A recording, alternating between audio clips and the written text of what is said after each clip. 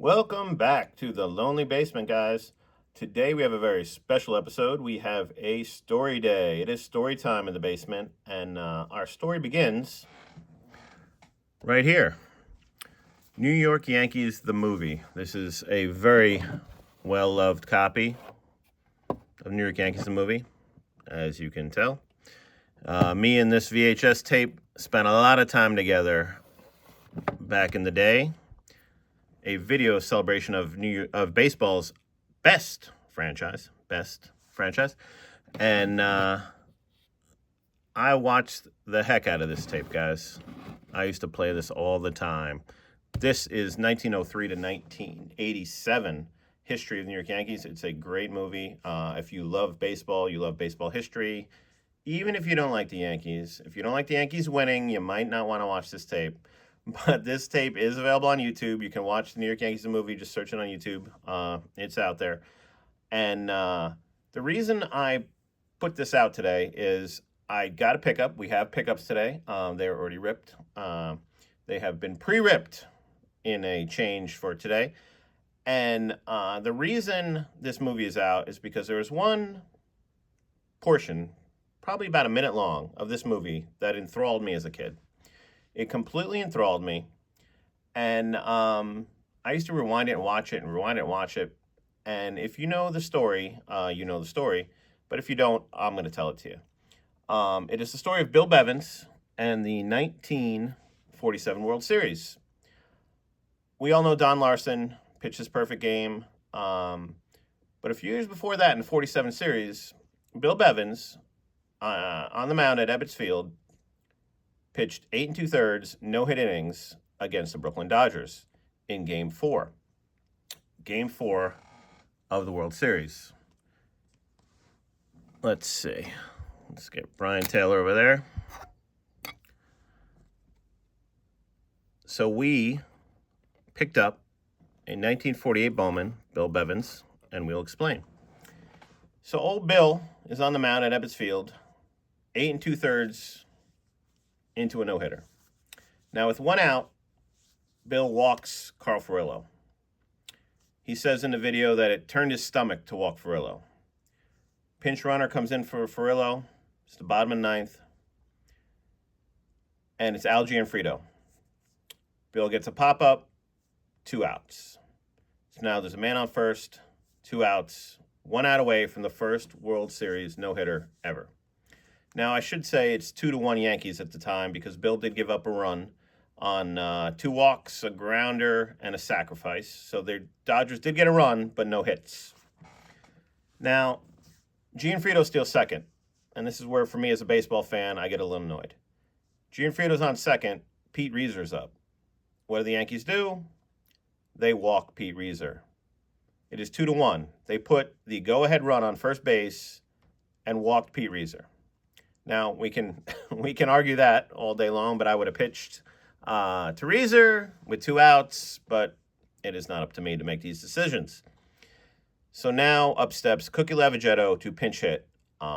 Cookie then laces a line drive double off the wall, 2-run score, 3-2 final. Dodgers win. The Dodgers win. Now, the Yankees did go on to win that series in 7. DiMaggio had a big home run in Game 5. And we did win in Game 7. And incidentally, Bill did pitch 2 2/3 shutout innings in Game 7 in relief. And Bill never pitched in the major leagues again. Bill was a solid pitcher. He had, a solid year in 46. I think he was 16-13, 2.2 ERA. This year, he actually was 7-13 in 47. And his ERA was around 3.5, 3.3, something like that. I don't take notes, guys. I don't have it written down. But his ERA was good. And they called on old Bill for Game 4. And he pitched 8 2/3 no-hit innings, only to lose the game with 2 outs in the bottom of the ninth at Ebbets Field.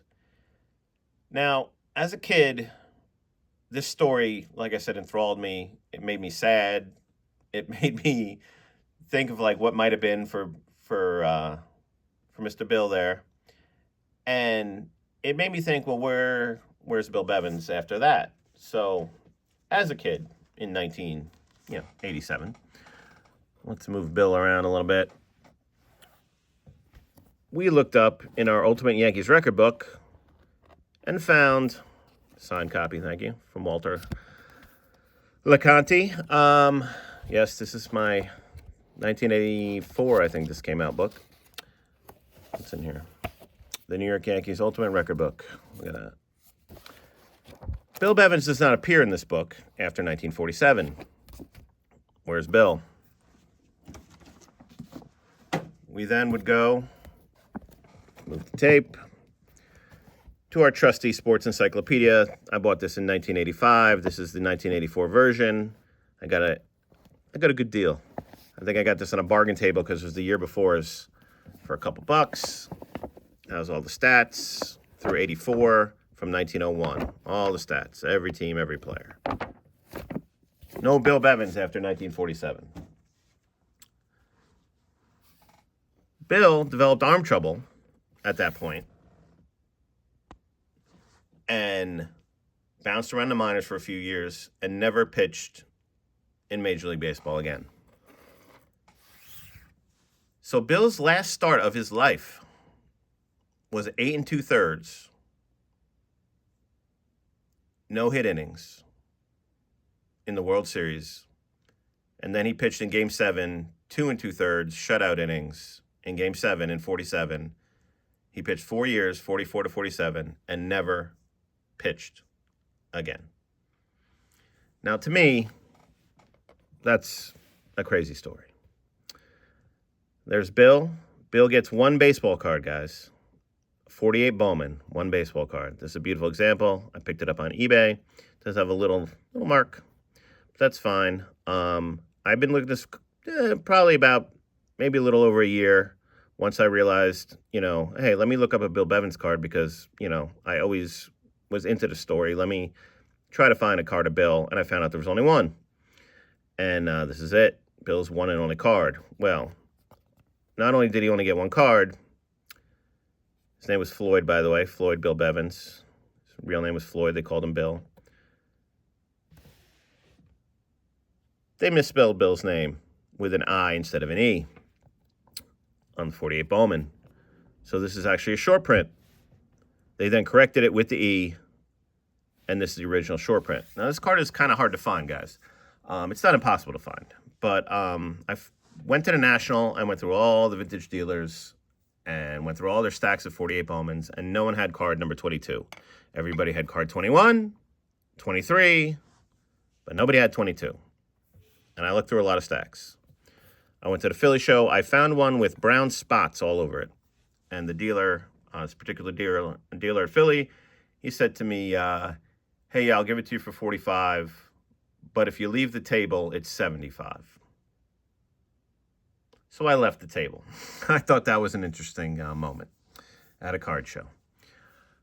When I went to search for this card, because I wanted a nice, at least centered 1948 Bill Bevins, and I wasn't particularly, I didn't mind if it was the corrected or the error. I just happened to find the error on eBay. The seller actually had this very bad picture, didn't really sell baseball cards, and he had like weird, like machinery and stuff. But for some reason, he had like a pile, like 7, 8, 9, 10, 12, 48 Bowmans. This was one of them. It was listed at $20, and I picked it up.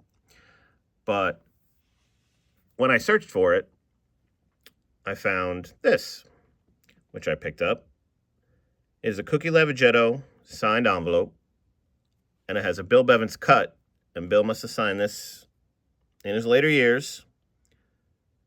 As you can see, a little shaky there on that one.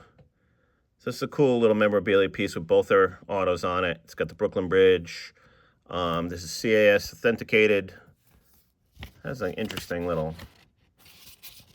there's an authentication in here, and has a little card too. Basically describing the entire series and the highlights. It says 75 of 500. I don't know if it is. It's CAS authenticated, so it's good enough for me. I'm pretty sure no one faked that Bill Bevins cut auto, but you never know, I suppose. It is authenticated. And I found this. Get ready for it. Treasure Chest, May 9th, 1963, Volume 18, Number 18. I stumbled upon this searching for Bill. And in the back, from 1963, which Bill would not be pleased with, I don't think, is the Sports Spectacular. And it says, close doesn't count. Okay, Bill, just one more inning. We'll do it. You're getting close. 3 outs between me and a World Series no-hitter. The first out was a nice catch up against the wall. And that's it. 2 more outs. I just need 1 more. That's the pop-up. The Dodgers, for some reason, are wearing red in this comic book. There is Cookie lining one off the wall. And here it says, what a finish. The New York pitcher almost had a no-hitter. And that only proves, in baseball, being close doesn't count. I don't know if that's supposed to be Branch Rickey. I don't know. Being close doesn't count. So I thought that was an interesting piece of memorabilia. The Virgin Mary on the back there. Treasure Chest, which I now own. So that's the story of Bill, guys. That's why I bought this card. That's why I ended up with this envelope. And that's why I ended up with this comic book. All because of this movie, when I was a kid, enthralled me. Who was Bill Bevins? Where did he go? And I couldn't find out in all my literature there, my baseball literature. As I got older, obviously, the internet came along, and I found out that Bill, in fact, had arm trouble and never pitched again after the 1947 World Series. He bounced around a little bit in the minors and retired to Oregon. He died in 91.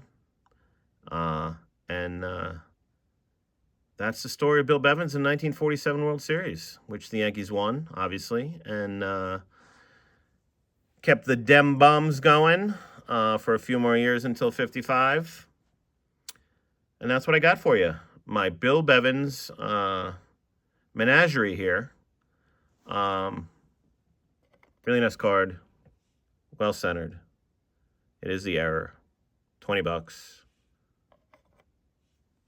Not going to complain. I looked for it for a year. And I found it from some eBay seller with a bunch of machinery. So you never know where you're going to find a card, guys. All right, you all have a great day. Well, it's evening, so have a great night. Go Yanks. And we'll talk to you soon.